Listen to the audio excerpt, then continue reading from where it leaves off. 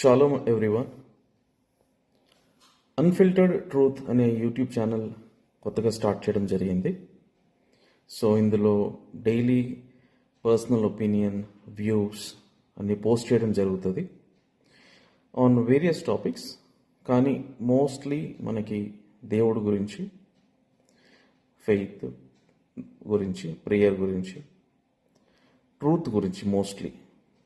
ఎందుకంటే మాట్లాడాలి, సత్యం అందరికీ తెలియాలి, ఏం జరుగుతుంది, ఏం జరిగింది అని. ఈ విషయం మీద మాట్లాడడానికి ఇన్ని రోజులు, చాలా ఏళ్ళుగా వాయిస్ అయితే బయటికి రాలేదు నాది. కానీ ఈరోజు నేను డిసైడ్ అయ్యాను. కొంతమంది కొన్ని విధాలుగా మాట్లాడడం జరిగింది నా గురించి. అది అసలు ఏంటి, సత్యపరంగా ఎలా ఉండాలి, ఎలా మాట్లాడాలి అనేది చెప్పడం జరుగుతుంది. అయితే సంఘం స్థాపించాక ఒక దైవజనుడే కానీ, ఎవరైనా సంఘ పెద్దే కానీ, ఎవరన్నా సంఘం స్థాపించాక దేని మీద స్థాపించబడింది, సంఘం ఎలా సాగుతుంది, ఆ సిద్ధాంతం ఏంటి, సిద్ధాంతం అంటే డాక్ట్రిన్, ప్రిన్సిపల్ ఏంటి, దేని మీద మనం బేస్ అయి ఉన్నాం, ఇంత సత్యంగా ఉన్నాం అనే దాని గురించి, దాని మీద స్థాపించబడుతుంది సంఘం. అలాగే కొనసాగాలి. కానీ ఒక వ్యక్తి గురించి, లేదా ఆ వ్యక్తి లైఫ్ గురించి, లేదా ఆ వ్యక్తి ఫ్యామిలీ గురించి పర్సనల్గా అటాక్ చేసి, వాక్యం అనే ముసుగులో బైబిల్ పట్టుకుని జనాల్ని తప్పుదోవ పట్టించడమా, లేకపోతే ఎవరి పర్సనల్ ఇష్యూస్ వాళ్ళకి ఉంచుకోకుండా సంఘంలో, అది కూడా పులిపీఠం వద్ద ఎవరు ఎలాంటి వ్యక్తి అనేది ఈజీగా జడ్జ్ చేస్తున్నారు. సో ఈజీగా జడ్జ్ చేసే ముందు పనికి రాకుండా పోయాడు, ఇంకా పనికి రాడు, పక్కన పెట్టేశాను, వదిలేశాను అనే ముందు అసలు ఎప్పుడు పట్టించుకున్నావని, ఎప్పుడు తనను కానీ తన కుటుంబాన్ని కానీ ఎప్పుడు సాకేవని. కొన్ని వర్డ్స్ అటు ఇటు లూజ్ అవ్వచ్చు, బట్ అవ్వాలి, ఇంకా అవుతాను. అంటే అది బిలో ద బెల్ట్ అయితే అవ్వదు. కానీ సత్యం ఎప్పుడైనా మనకి ట్రూత్ ఈజ్ ఫైర్ అంటారు కదా, అట్లా మొహం మీద కొట్టినట్టే ఉంటుంది. అయితే ఇప్పుడు ఇది పర్సనల్గా చెప్పాలంటే నా గురించే కొంతమంది మాట్లాడారు సంఘంలో. ఎవరు ఏంటి అనేది అర్థమైన వాళ్ళకి ఓకే, లేదంటే అర్థం చేసుకోవాలి. So unfiltered truth, okay. ఈ ట్రూత్ అనేది ఒక సైడే ఉంటే అందరికి తెలియదు. రెండు సైడ్లు వినాలి, రెండు సైడ్ల వాయిస్లు వినాలి, రెండు సైడ్ల వర్షన్స్ వినాలి. అసలు ఏది ట్రూత్ అనేది తెలుసుకోవాలి జనం. సో చెప్పేది పాస్టర్ కదా, చెప్పేది పెద్ద ఆయన కదా అని చెప్పి ఏది చెప్పినా నమ్మేసే జనాలు ఉన్నారు కాబట్టే. కానీ ఉన్నా సరే దాంట్లో ఎవరైతే నేనేంటి అని తెలిసిన వాళ్ళు ఉన్నారో వాళ్ళు నాకు ఆ వీడియో షేర్ చేయడం జరిగింది. షేర్ చేసి అసలు సంఘం ఎలా స్థాపించబడింది, మీది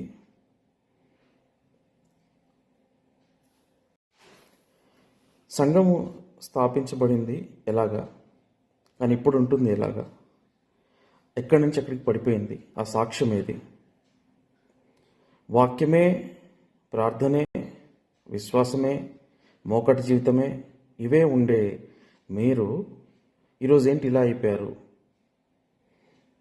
ఎందుకు పడిపోయారు, ఎందుకు కమర్షియల్గా అయిపోయారు, డబ్బు కోసమా? డబ్బే కావాలంటే అమెరికన్ మినిస్ట్రీస్తో టైఅప్ అయ్యి డబ్బు సంపాదించవచ్చు కదా.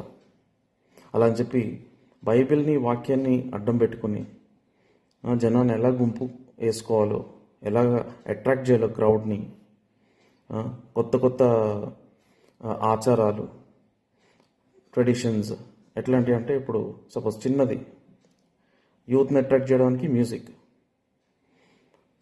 పెద్దవాళ్ళని అట్రాక్ట్ చేయడానికి మీరు ఏదైనా వేసుకుని రావచ్చు చర్చ్కి, ఏ సారీ అయినా కట్టుకోవచ్చు, ఏ ఫ్యాన్సీ బట్టలైనా కట్టుకోవచ్చు, రండి. చర్చికి అయితే రండి. కింద కూర్చోపోయినా పర్లేదు, పైన కూర్చోండి, కాలు మీద కాలు వేసుకోండి, మీ ఇష్టం ఏమైనా చేయండి. ఇలాంటి ధోరణి సంఘాలలో స్టార్ట్ అయింది. అన్ని సంఘాల గురించి నేను మాట్లాడట్లేదు. నాకు తెలిసిన సంఘాలు లేదా నేను పర్సనల్గా ఎక్స్పీరియన్స్ చేసిన సంఘాలు గురించి తప్ప వేరే సంఘాల గురించి నాకు అనవసరం.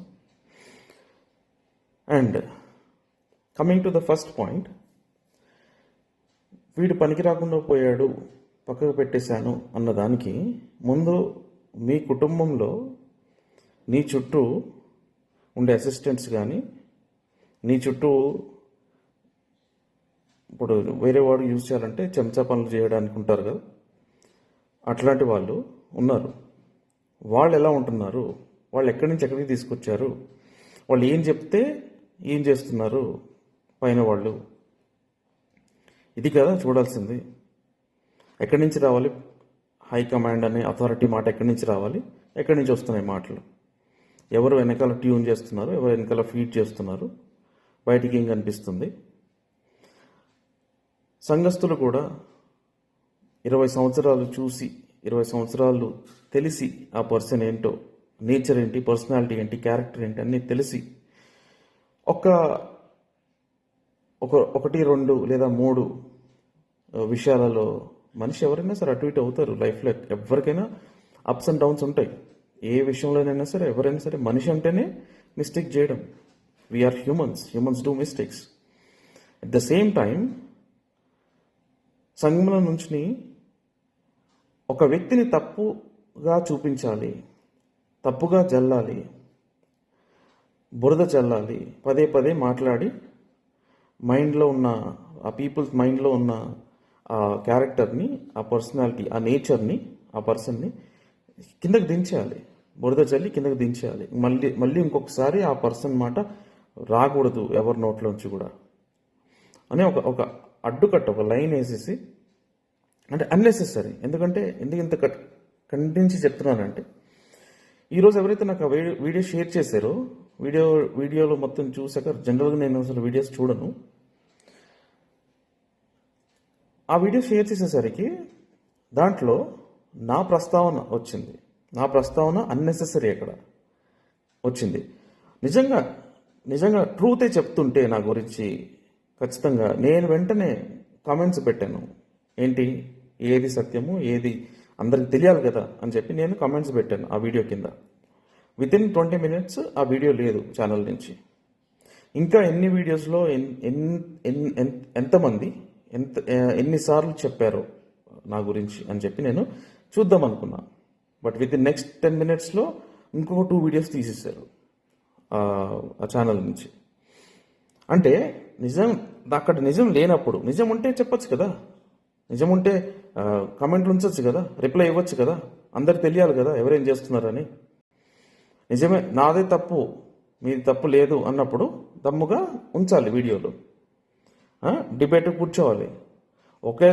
ఒక సైడే మాట్లాడి డోర్ వేసేసి అవతల వాళ్ళకే ఆ స్టోరీ చెప్పి అవతల వాయిస్ రానియకుండా ఇంకెన్ని రోజులు డోర్లు వేస్తారు, ఎన్ని రోజులు వాయిస్ ఆపుతారు. నేను ఇంకా ఊరుకునేదే లేదు ఈ విషయం మీద. ఇక్కడి నుంచి ఏ వీడియో వచ్చినా సరే, అక్కడ ఎక్కడైనా సరే నా గురించి కానీ అయినా సరే, మోస్ట్ ఆఫ్ ద టైమ్స్ దేవుడు వాక్యంలోనైనా సరే, any personal attacks, any personal issues, any other things other than verses, holy verses, దేవుని పరిశుద్ధమైన వచనాలు నుంచి ఆయన వాక్యం సందేశం తప్ప ఇంకేది వచ్చినా సరే నేను ఖచ్చితంగా దానికి రిప్లై వీడియో పెడతాను రెగ్యులర్గా. ఎందుకంటే చాలామంది విశ్వాసులు నాకు ఫోన్ చేసి నేను ఏమేమి చేశాను వాళ్ళకి, దైవజనుల వాళ్ళకి కానీ ఇంటి వాళ్ళకి కానీ ఎంత చేశాము, ఏం చేశాము, ఆఖరికి ఇలా యూజ్ చేసుకుని వదిలేశారే. ఈరోజు ఒక ఫోన్ లేదు, ఒక మెసేజ్ లేదు, 10 రూపాయలు కానుకిస్తే ఒకలా ప్రార్థన, 100 రూపాయలు కానుకిస్తే ఒకలా ప్రార్థన. ఎవరిని ఏ స్థానంలో నుంచి ఎలా పడేశారు కిందకి, ఎక్కడి వరకు యూజ్ అయ్యారు వాళ్ళు, అక్కడి నుంచి సడన్గా ఎలా తోసేశారు అనేది చాలామంది క్లియర్గా ఫోన్ చేసి వాళ్ళు బాధ చెప్తున్నారు, ఏడుస్తారు ఈ రోజుకి కూడా. అంటే ఒక ఎగ్జాంపుల్ చెప్తాను. దైవజనుల స్థానంకి మేము ఇది చేస్తే మాకు ఆశీర్వాదం, మాకు ఒక దీవెన దేవుని నుంచి అన్న ఒక భావనతో వాళ్ళు వాళ్ళు బట్టలు బోత్ ఇన్ అండ్ అవుట్ బట్టలు అన్నీ తెచ్చి ప్రజెంట్ చేసేవారు, ఇచ్చేవారు.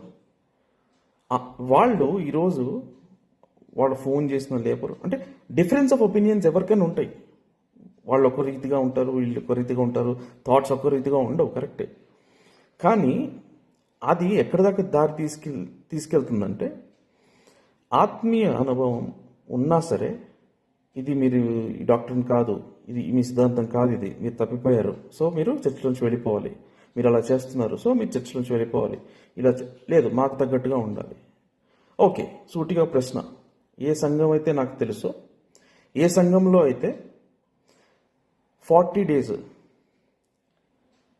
మోర్ దెన్ 60 days ఫాస్టింగ్స్ ఉండి with only without food, only with water fastings ఉండి ఎవరు వచ్చినా సరే, ఏ సమస్యతో వచ్చినా సరే ఓన్లీ ప్రార్థన ద్వారా వాళ్ళకి, అంటే అది దేవుని కృప ఫస్ట్ ఆఫ్ ఆల్, తర్వాత ప్రార్థన ద్వారా నయం చేసి తగ్గించి, ఎంత కష్టం వచ్చినా, హెల్ప్లెస్ సిచ్యువేషన్ వచ్చినా సరే, విడిపోయి హస్బెండ్ అండ్ వైఫ్ విడిపోయి ఇంక డైవర్స్ 7 days డైవర్స్ ఉంది అనగా కూడా ప్రార్థన ద్వారా 7 days ఫాస్టింగ్ ఉండి, ఆవిడ చర్చికి వచ్చి 7 days ఫాస్టింగ్ ఉండి 7th day మళ్ళీ ఆ హస్బెండ్ కలవడం, ఇలాంటి ఎన్నో సాక్ష్యాలు.